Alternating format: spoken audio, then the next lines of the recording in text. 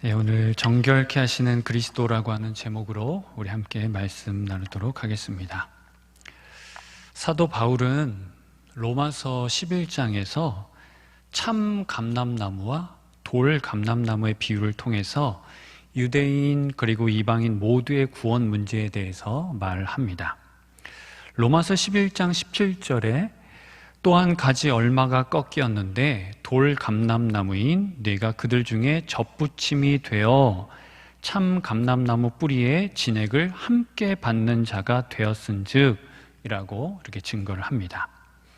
그러니까 하나님께서 참 감람나무 가지 일부를 잘라내시고 실상은요 유대인들이 하나님을 믿지 아니함으로 잘려나간 것이지요.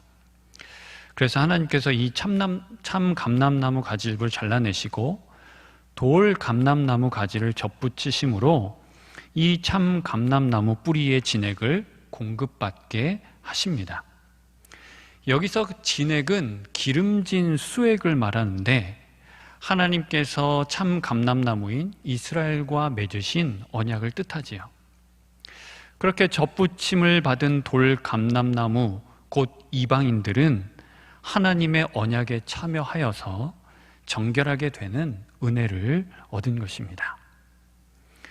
하나님께서는 여전히 유대인을 부르시며 이방인을 찾으신다고 사도가 증거를 하는데요. 이어서 로마서 10장 12절 13절 말씀에 의하면 유대인이나 헬라인이나 차별이 없음이라 한 분이신 주께서 모든 사람의 주가 되사 그를 부르는 모든 사람에게 부요하시도다. 그 다음 누구든지 주의 이름을 부르는 자는 구원을 받으리라. 할렐루야. 누구든지 주의 이름을 부르는 자는 무엇을 받는다고요? 구원을 받으리라.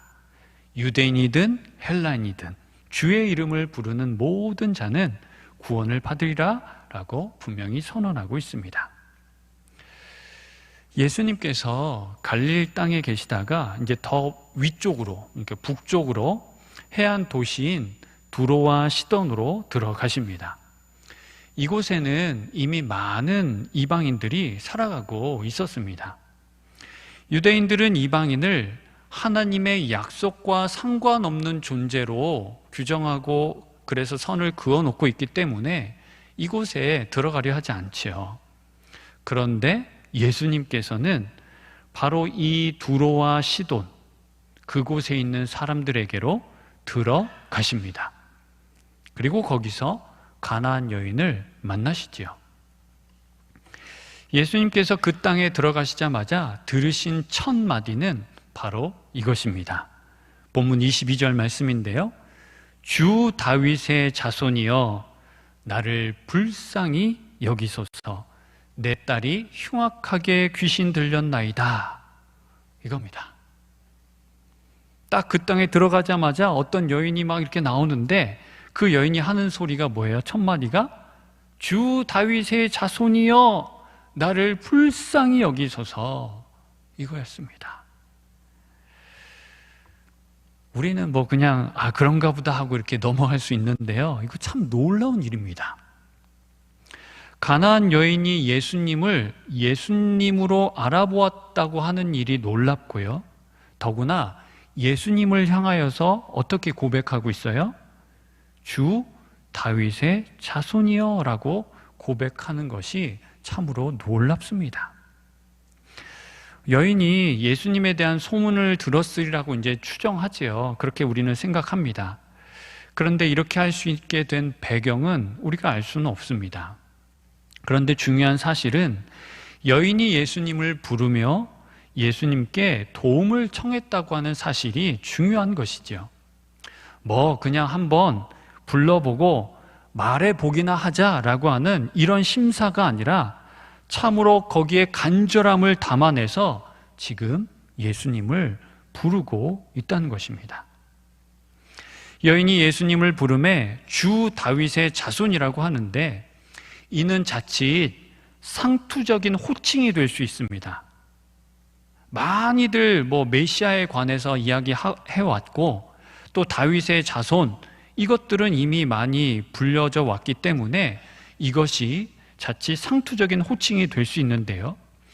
그러나 부르는 이의 마음, 그 믿음에 따라서 주 다윗의 자손은 일반적인 호칭을 넘어서 메시아, 구원자라고 하는 능력의 존재로 다가오게 되는 것입니다.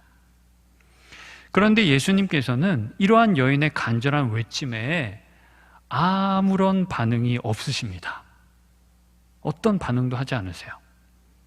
그래서 보다 못한 제자들이 이렇게 예수님 앞에 나서서 구하는 것이죠. 예수님, 여인이 지금 저렇게 소리지고 따라오고 있는데 좀 얼른 좀 들어주시고 돌려보내시죠. 이렇게요.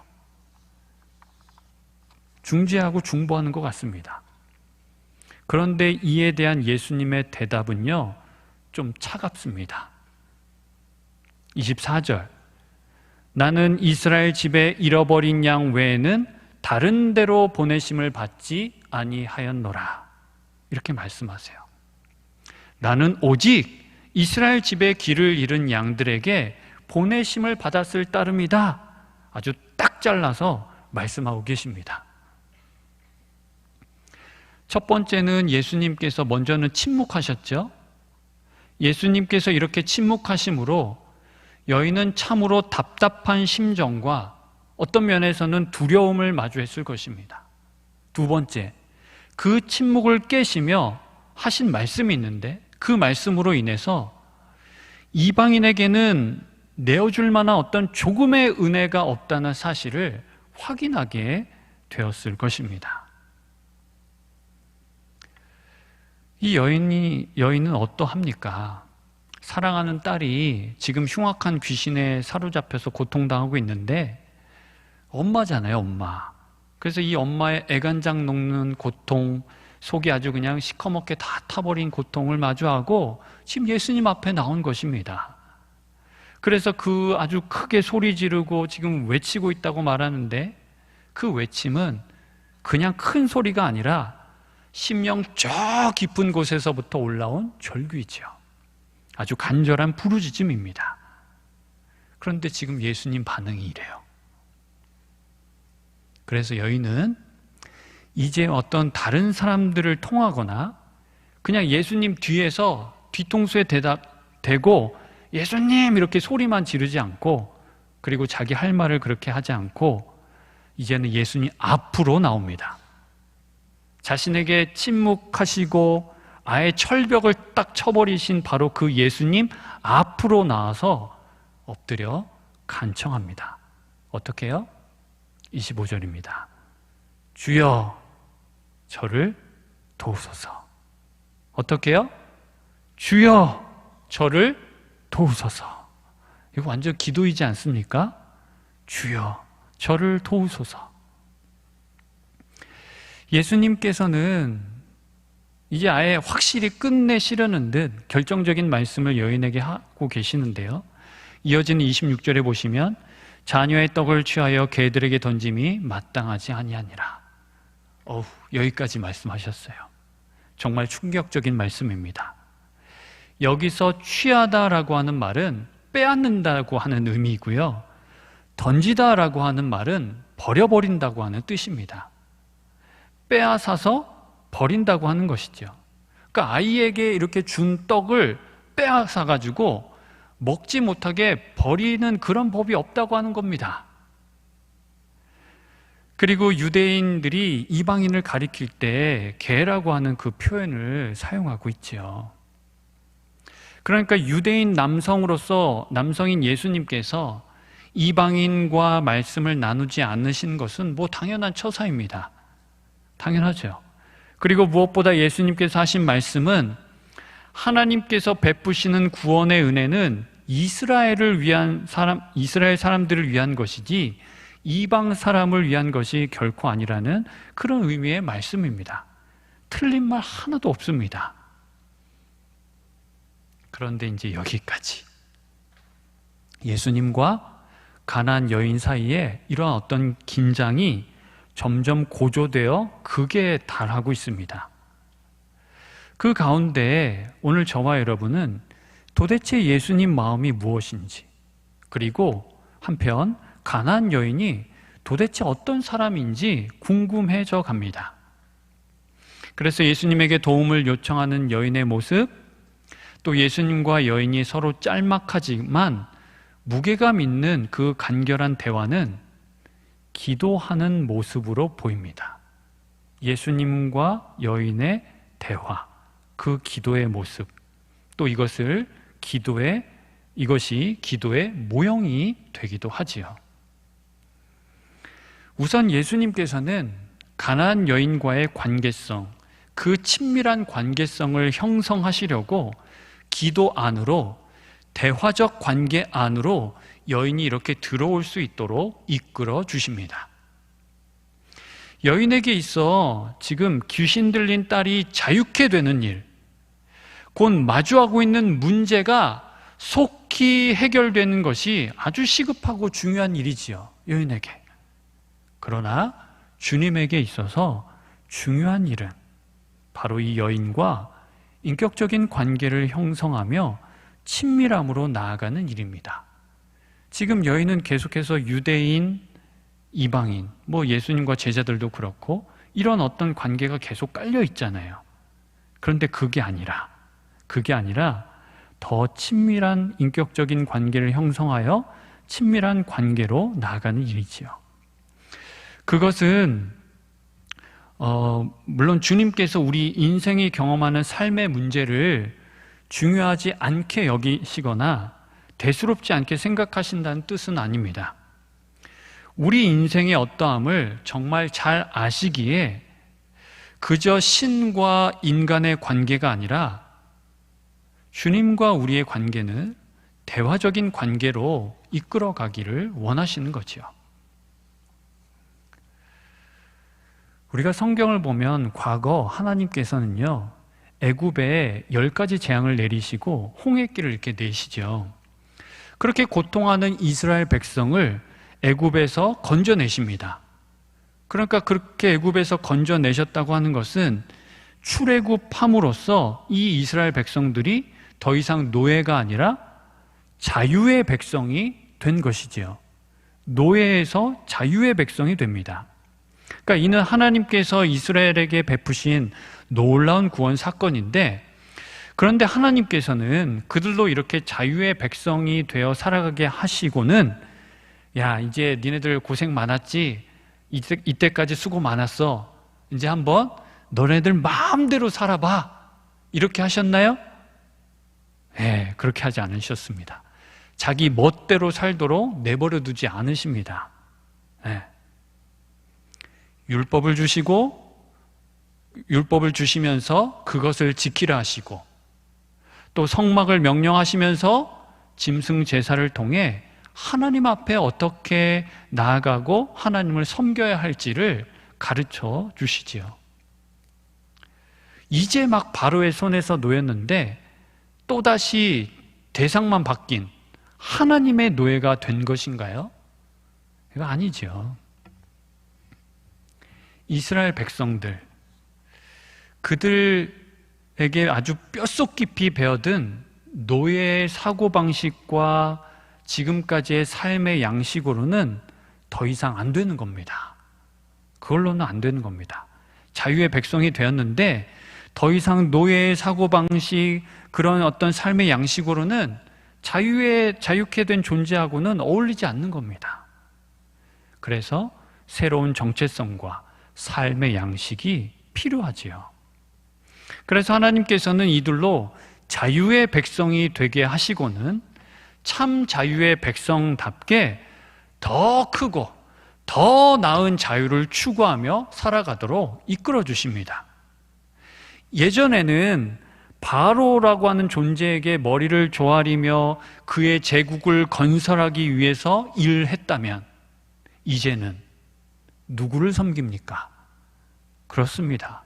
바로 사신 하나님을 섬기며 우리를 구원해 주신 그 하나님 나라를 세워가는 일에 헌신해야 하는 것이지요. 그러니까 이거를 조금 더 우리의 이야기로 가져와 보면, 우리에게 중요한 문제들이 해결되는 것은 참 중요하고 또 필요하지요. 꼭 필요합니다. 뭐 예를 들어서 어떤 질병에 묶여 있다가 그것으로부터 놓여 자유케 되었다거나, 자녀의 막혔던 앞길이 막 뻥 뚫리고 열리고 물질이 막 채워지고, 또 무엇보다 예수님을 믿음으로 죄에서 자유함을 얻음은 아주 꼭 있어야 할 일이지요. 필요한 일입니다. 네. 이것을 가리켜서 자유라고 합니다. 자유. 그러면 이것으로 끝인가요? 이것으로? 그것이 목적되어서 목적을 다 이루었으니 끝난 것인가요? 아니죠. 더 크고 더 나은 자유로 나아가야 하는 것입니다. 이제는 하나님께서 주신 그 자유함을 입은 존재로 뜨겁게 하나님을 예배하며 마음껏 하나님을 섬기는 자유로 그것을 추구하는 삶을 살아가야 하는 것입니다. 하나님의 사심과 일하심을 맛보았다면, 하나님이 일으키시는 그 구원의 역사를 맛보았다면, 이제는 하나님이 누구신지 더 알아가야 하는 것이죠. 그 하나님과 더 깊고 친밀한 관계를 이루며 참 자유의 백성답게 그 백성으로 살아가야 하는 것이지요. 주님께서는 제자들에게 기도를 가르쳐 주실 때 첫 문장을 이렇게 시작합니다. 다 아시지요? 기도 가르쳐 주실 때 첫 문장 어떻게 시작하셨어요? 하늘에 계신 우리 아버지. 네, 맞습니다. 하늘에 계신 우리 아버지. 이게 예수님께서 가르쳐 주신 기도의 첫 문장입니다. 하나님께서 하늘에 계시다는 말은 우리가 알지 못하는 저 멀리 어딘가에 계시다는 의미가 아니죠. 하늘과 땅을 지으시고 다스리시는 그러한 크신 분을 뜻합니다. 그리고 그 하나님을 어떻게 부르고 있나요? 부르시나요? 우리 아버지. 우리 아버지. 내 아바 아버지라고 부르고 계십니다. 그러면 저와 여러분은요, 이거 딱 볼 때 기도의 첫 문장부터 참 어마어마합니다. 하늘과 땅을 지으시고 다스리시는 하나님께서 내 아버지이십니다. 이거를 먼저 딱 선포하고 그 다음에 시작하는 겁니다. 하늘과 땅을 지으시고 다스리시는 크신 하나님께서 내 아버지이십니다 라고 고백하고 시작하는 겁니다. 그래서 우리의 기도는 결코 시시하지 않습니다. 기도하는 저와 여러분은 결코 시시한 존재가 아닌 겁니다. 예수님께서 가르쳐 주신 기도이자 성경 말씀인 이 짧은 첫 기도말이 하나님께서 어떠한 분이신지 드러내며 저와 여러분이 누구이고 하나님과 우리가 어떠한 관계인지를 분명히 규정해주고 있습니다. 가나안 여인이 예수님에 대한 소문을 들으며 그에 따라 예수님을 향해 주 다윗의 자손이여 라고 불렀는지도 모르겠습니다. 많이 또 들어서 얼마나 어떠한 믿음을 가지고 있는지도 모르지만 그 귀신 들려 고통하는 딸이 동기가 되어서 예수님에게 나와 도움을 구하고 있습니다. 이전까지는 사람들이 말하는 예수님, 소문으로만 듣고 아는 예수님이라면 지금은 그 예수님을 여인 자신이 만나고 있습니다. 여인 자신이, 그러니까 내가 만난 예수님의 이야기를 지금부터 쓰기 시작하는 거지요. 예수님께서 가나안 여인을 대화적 관계 안으로 점차 이끄시며 그녀로 하여금 더 이상 예수님과 피상적 관계에서 벗어나 본질적 관계로 변화시켜 주십니다. 물론 주 다윗의 자손이여 라고 하는 고백도 훌륭합니다. 아주 훌륭하지요. 그런데 주님이 하시는 말씀을 들으면서 그 대화적인 관계 속에서 여인의 고백이 이렇게 바뀝니다. 25절에 주여, 그리고 이어지는 27절에 주여. 어떻게 바뀌었다고요? 주여, 주여 이렇게 바뀌었어요.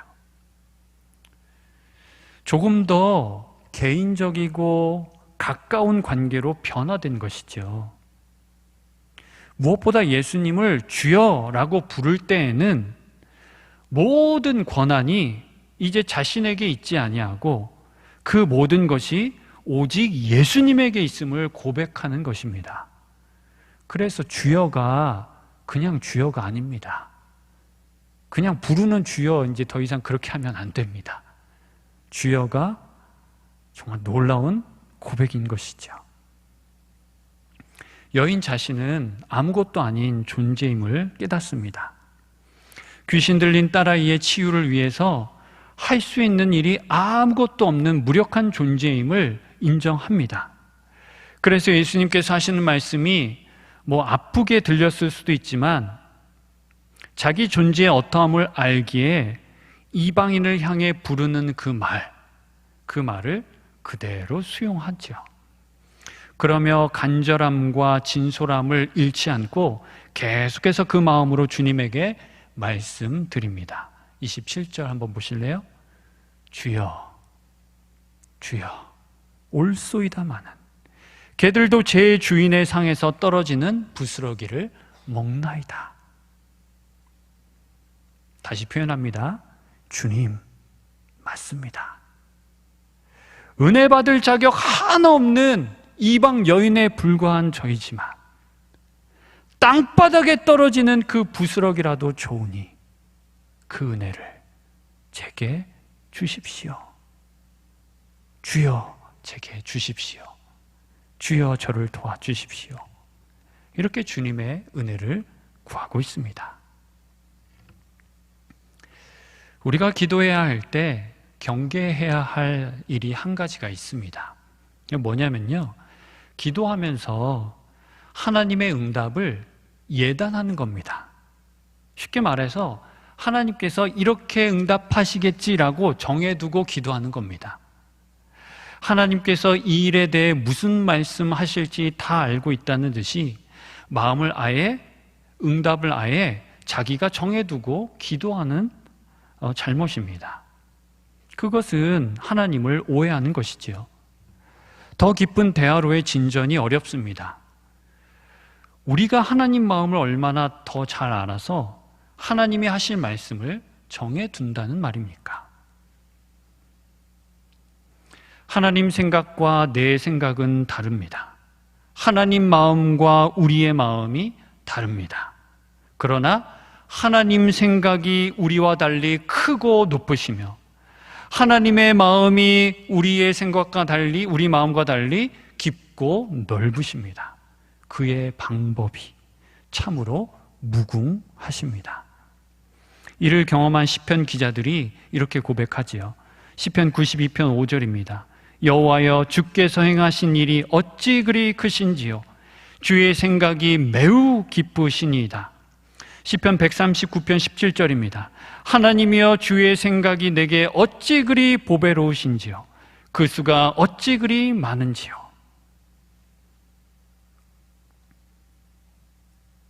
믿으십니까? 아멘입니까? 네. 동일한 기도 제목을 가지고 하나님께 나아가더라도 설령 내 마음이 또 하나님이 그렇게 하실 것 같은 마음이 든다 할지라도 우리는 하나님 앞에 나아갈 때마다 기대해야 합니다. 왜요? 왜 기대해야 합니까? 하나님께서 늘 새로우신 분이시고 하나님께서 늘 새로운 은혜로 채워주시기 때문입니다. 하나님께서 더 계시하여 주시며 사랑의 깊은 관계로 저와 여러분을 이끌어 주시기 때문입니다. 이제 예수님께서 가나안 여인에게 이르신 마지막 말씀을 함께 듣겠습니다. 28절인데요. 이에 예수께서 대답하여 이르시되 여자여, 내 믿음이 크도다. 내 소원대로 되리라 하시니 그때로부터 그의 딸이 나으니라. 할렐루야, 아멘입니다. 예수님께서는 여인과의 대화적 관계 속에서 이 여인의 믿음을 도단하게 하십니다. 믿음을 점점 키워주십니다. 이렇게 탁 우물 틔우게 하실 뿐만 아니라 그 믿음을 점점 키워주시고 성숙해 하십니다. 할렐루야. 이겁니다, 이거. 예수님께서는 딸의 치유라고 하는 어떤 현실적인 문제로 나온 여인을 단지 그 문제 해결만이 아니라 그의 영혼을, 그의 전 존재를, 그의 삶을 정결하게 해주시는 것이죠. 그의 모든 삶을 구원해 주신다고 하는 뜻입니다. 예수님께서 여인의 구원 요청을 들으시고 받아주신 바로 이 사건으로 인해 더 이상 유대적, 비유대적, 유대인, 또 이방인 이러한 구분은 필요하지 않게 됩니다. 무의미한 논쟁, 무의미한 따지는 일이 되는 것이지요. 사랑의 주님께서는 오늘 저와 여러분을 그 사랑의 관계로, 무엇보다 대화적 관계 안으로 부르십니다. 우리는 그 공간에서 저와 여러분의 자기 본성을 이해하며 무엇보다 내가 하나님으로부터 수용된 사람, 누가 저와 여러분을 받아줍니까? 누가 저와 여러분을 받아주나요? 하나님에게 저와 여러분은 수용된 사람입니다. 어떠한 존재, 모습이든지요. 그리고 하나님의 그 사랑받는 존재임을 깨닫고 그렇게 살아갈 수 있는 힘을 얻게 됩니다. 더 이상 문제 중심적 인생이 아닌 관계 중심적 삶을 마주하게 될 수 있습니다. 사도 요한을 통해 주님께서 친히 말씀하신 그 음성을 오늘 저와 여러분이 들어야 하겠습니다. 요한복음 15장 3절에서 4절까지 말씀입니다. 너희는 내가 일러준 말로 이미 깨끗하여졌으니 나는 포도나무요 너희는 가지라. 그가 내 안에 내가 그 안에 거하면 사람이 열매를 많이 맺나니 나를 떠나서는 너희가 아무것도 할 수 없음이라. 이것은 주님의 말씀입니다. 함께 우리 말씀을 품고 기도하며 나아가겠습니다. 사랑의 주님, 우리 몸과 마음과 영혼을 날마다 정결하게 하옵소서. 하나님과의 대화적 관계 안에서 우리 존재의 어떠함을 보게 하시며 성숙한 변화를 이루어가게 하옵소서. 하나님을 더 깊이 알아 지금 여기를 살아가게 하옵소서.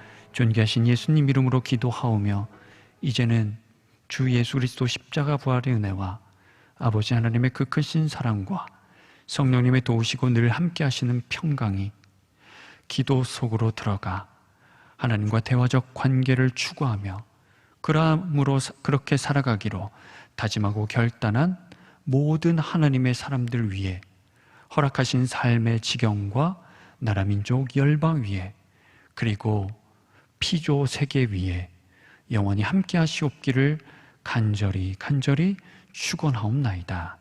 아멘.